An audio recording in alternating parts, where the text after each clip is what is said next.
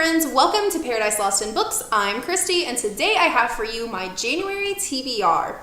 My TBR actually happens to line up really well with the Biannual Bibliothon reading challenges, which is an awesome event. I heard about it from Emma Books, but there's like 7 booktubers hosting the challenge. I'll link that down below for you if you want to go check it out. They also do video challenges. I'm not going to do those. I know that my semester is going to start off really crazy, so I don't want to get too overwhelmed, but I am going to do the reading challenges. Again, most of these books were already going to be on my TBR, and then when I saw how well they lined up with the challenges, I was like, might as well. So go check that out, and I'm going to show you the books I'm reading this month. The first book is Stalking Jack the Ripper by Carrie Maniscalco. This is the group book that everyone that is participating will be reading. It sounds really interesting. It's about a girl who is living during the era of Jack the Ripper, and she's born to a lord, but she's really interested in like forensic medicine, and she's always trying to sneak out and do stuff like that with her uncle. And then once Jack the Ripper starts killing, she gets really intrigued by it, and she starts investigating him and kind of stalking him. So it's really different from what I usually read, and I'm super excited to try that out. The first challenge on the reading challenges list was Throwback, to pick a challenge from a previous Biannual Bibliothon. And I went with one from last summer, which was to finish a series you already started.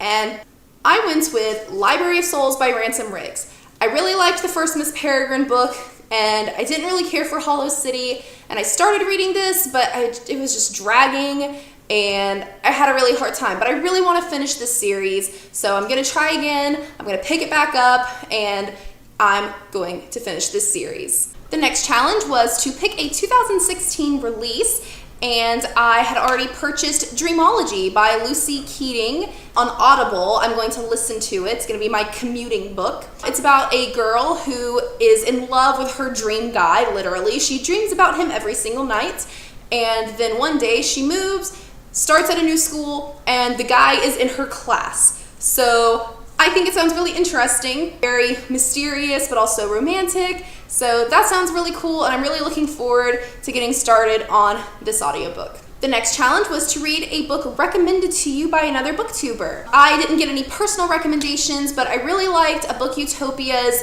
"If you liked this, then read this" book recommendation list. So she said if you liked Throne of Glass, then you would like The Kiss of Deception by Mary E. Pearson. I think it sounds really interesting. It's about a princess who is defying expectations. She doesn't want to do what is expected of her, so she flees, and I don't really know too much more about it than that, but from what I've looked at so far, it sounds really good, and that'll probably be my next audiobook when I finish Dreamology. So I'm going to count that as a recommendation from another booktuber. Next up is a book that you were excited for but never picked up, and I went with Battle Royale. I have been wanting to read Battle Royale ever since I heard that The Hunger Games was kind of loosely similar to Battle Royale. It seems really cool. It's kind of a similar idea, except instead of people being divided up into districts, the government just picks a class of students and puts them somewhere and makes them fight to the death. It's not for like riches or glory or anything. To my understanding, it's just like an experiment, basically. So anyways, it sounds really similar to The Hunger Games, but also different, and I've heard it's more brutal. So I've really been wanting to pick up this book, and I was going to put it on my January TBR anyway, and I think it fits as a book I was excited for, but hadn't picked up yet. The next challenge was to pick a book that is a retelling. And again, I was planning on reading this book anyway this month, and it just fits so perfectly. And that is Cinder by Marissa Meyer. I have heard so much about this series, the Lunar Chronicles, all over BookTube. I'm sure most of you watching this have too. I'm obviously very late to this party, but I'm really excited for this fairy tale retelling, and I've had this book for like over a year, so it's about time I read it. So that's what I'm gonna do. All right, and the last one is to pick a diverse book, and I picked If You Could Be Mine by Sarah Farazan. Sarah Farazan is an Iranian-American author, and this story is about 2 girls living in Iran who are lifelong best friends.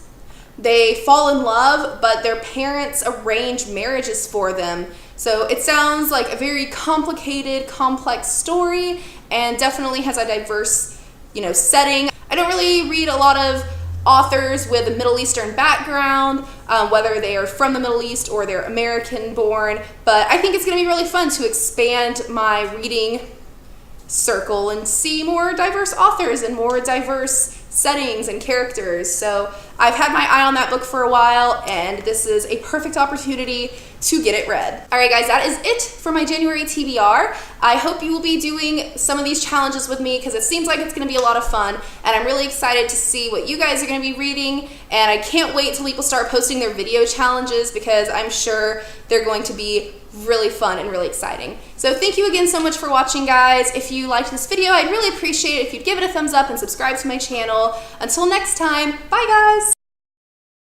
But one of my best friends, Cheyenne Pepper, has read that book very recently, and what are you doing? I was trying to lights, but why are you fucking with the lights when I'm doing a video? I didn't realize it affected that much. Now I don't know what I was saying when you fucked it up.